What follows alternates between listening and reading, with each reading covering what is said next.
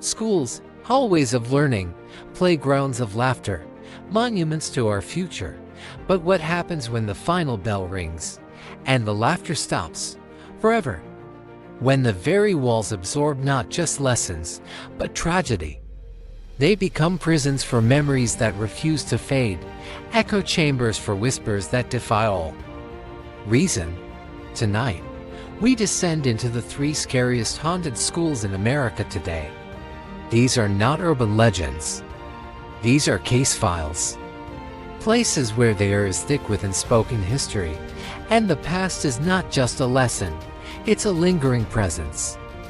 A palpable, breathing entity in the dark. But be warned. These stories are rooted in real historical suffering, in moments where innocence was obliterated. And for those who have felt a sudden chill, heard a phantom footstep, or seen a face in a dusty window, the haunting is very, very real. 1. The Villisca Axe-Murder House and Schoolhouse. Villisca, Iowa. Imagine a place of such profound peace. It feels untouched by time. A quiet, tree-lined street in a small Midwestern town. Now, imagine that same street, frozen in a single night of absolute horror.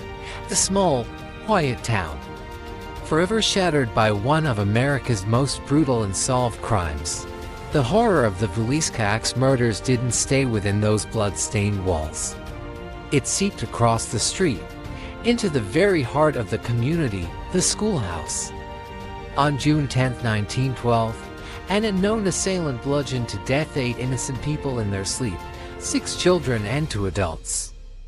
The Moore family and 2 young sisters were slaughtered. The town of Villisca was plunged into a paranoia so deep, it never truly lifted. The local school, where the Moore children once studied, sat directly in the shadow of the murder house. It became a daily, agonizing reminder. Today, that schoolhouse is a museum, a monument to a fractured past. But step inside, and you quickly understand it is not a relic. It is an active site. Visitors, in hushed tones, report the same phenomena. The sound of children's footsteps, not playful, but hurried, pattering up the wooden staircase when the building is empty. In the old classrooms, a piercing, localized cold wraps around your ankles like a vice, a chill that seems to originate from the floorboards themselves. And most haunting of all, the faint, frantic whispers of children, their words just beyond comprehension, drifting from the dark corners of cloakrooms long emptied of coats and lunch pails. The most chilling account, the one that solidifies the haunting, comes from a nighttime caretaker. Working alone at dusk, he was securing the main hall. As he turned, he saw them. In the deepening gloom of the adjacent classroom, the clear silhouettes of several small children sitting perfectly upright at their desks. They were motionless, facing forward as if awaiting instruction. He stood, paralyzed, his breath catching in his throat. He forced his hand to the light switch. The fluorescent bulbs flickered and buzzed to life. The room was empty. Just rows of antique desks. But as he walked forward, his heart pounding, he saw it. On one desk, in the center of the worn wooden surface, was a single, sharpened, modern-day pencil. It had not been there minutes before. A silent, impossible offering from pupils forever waiting for a lesson to begin. The school in Villisca now educates people about a tragedy. But it seems the victims themselves are the permanent students, eternally caught in the final quiet hours before their world was extinguished. 2. The Old Alton Military Academy, Alton, Illinois. Order, discipline, and questioning authority. These were the pillars of the Old Alton Military Academy, a place where young men were forged into soldiers. Their character hardened within imposing brick walls, but what is forged under such pressure can also break. And here, the breaks were catastrophic. This isn't a haunting of sorrow. This is a haunting of violence, rage, and relentless torment. The Academy's proud history is punctuated by dark, Suppressed episodes: a young cadet who hanged himself in the bell tower after relentless, brutal hazing. Another who died in a sudden, inexplicable fire that erupted in a locked dormitory room. Their spirits, it seems, never received a discharge. Paranormal investigators consistently rank this as one of the most aggressive and actively haunted sites in the Midwest. You don't just feel watched here, you feel targeted. Walking the cavernous, decaying drill hall, the air grows thick and difficult to breathe, heavy with the incongruent scent of old smoke, damp wool, and ozone. Disembodied voices, sharp and commanding, bark orders that seem meant for you. Phantom footsteps, not random, but in perfect, synchronized lockstep, march across the floor above you, following your path. But the epicenter is the dormitory.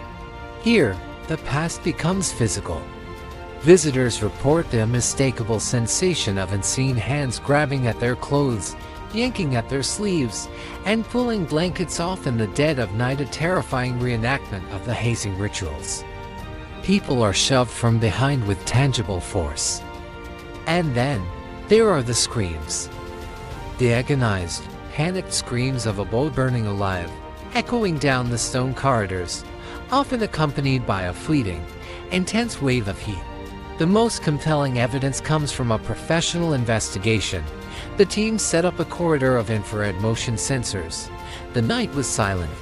Then, at 3:17 a.m., every sensor triggered in a rapid, consecutive sequence, tracing a path from one end of the hallway to the other, as if an invisible entity was sprinting at full, desperate speed.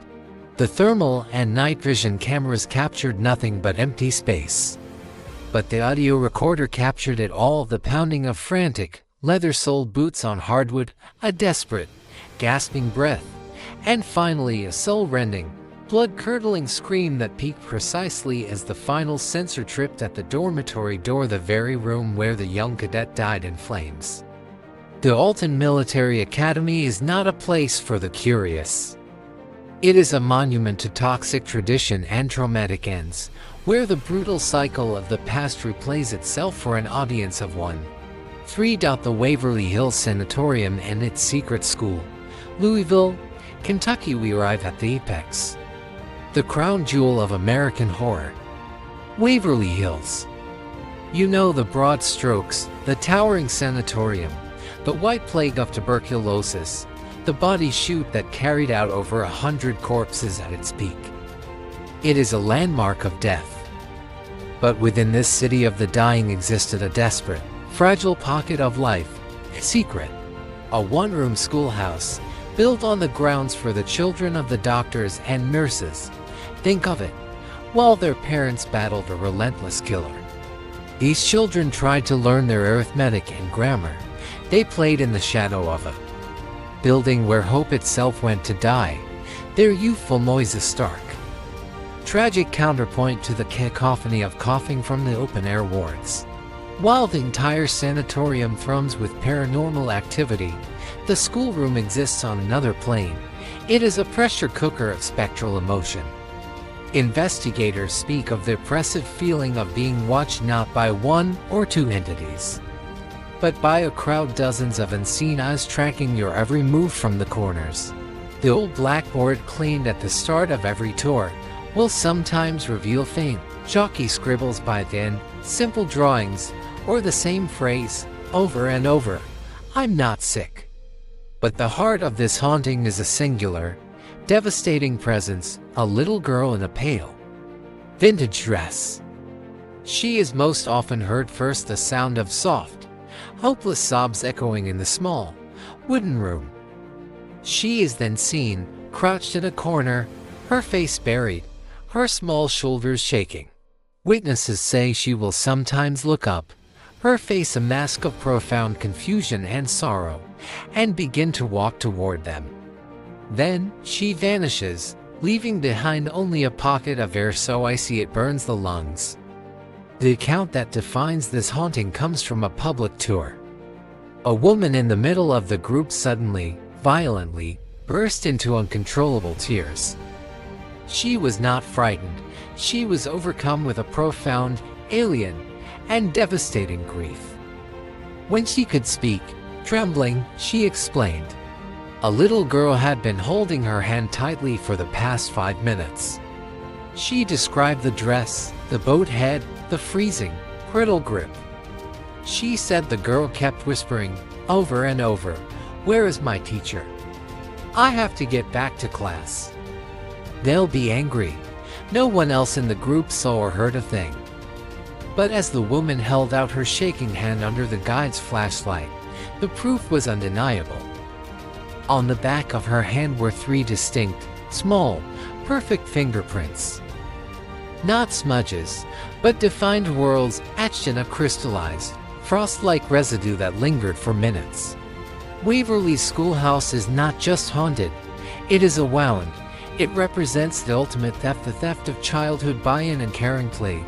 It is a haunting so potent, so saturated with loss, that it can physically impress its sorrow onto the living, a final, chilling grade from a pupil forever awaiting a lesson that will never come. You've now walked the hallways. You've stood in the silence of a schoolhouse forever shadowed by an axe.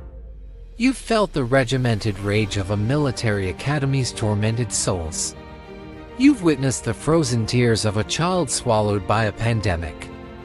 These are not ghost stories told for thrills. These are echoes. Echoes of real, documented pain, trapped in the very architecture meant to nurture and protect young minds. They are case studies in how trauma can imprint itself on a location, creating a resonance that some can still hear, feel, and see. So we ask you, now that the final bell has tolled on this tour, could you ever walk alone through one of these empty hallways after dark? Could you sit at that final desk, in the heavy quiet, and wait, truly wait, for something to tap you on the shoulder, to whisper in your ear, to take your hand? The evidence suggests you wouldn't be waiting long. Let us know in the comments which of these haunted schools left the most profound mark on you. Was it the specific, petty horror of Villisca, the aggressive, cyclical torment of Alton, or the overwhelming, pandemic-scale sorrow of Waverly Hills? Your thoughts are a part of this story now. If these journeys into the scholarly shadows tightened your chest and sent a genuine chill down your spine, give this video a thumbs up. Share it with that one friend who claims they've never been truly scared. And for more documented descents into the places history has tried and failed to forget, subscribe to Ghostly Tales. Hit that notification bell so you're always the first to know when we cross another threshold. Because the past isn't just prologue. In these hallways, it's the only subject still being taught. The teachers are ghosts. The homework is fear. And the final exam is making it out with your sanity intact. Until next time, sleep well. If you can.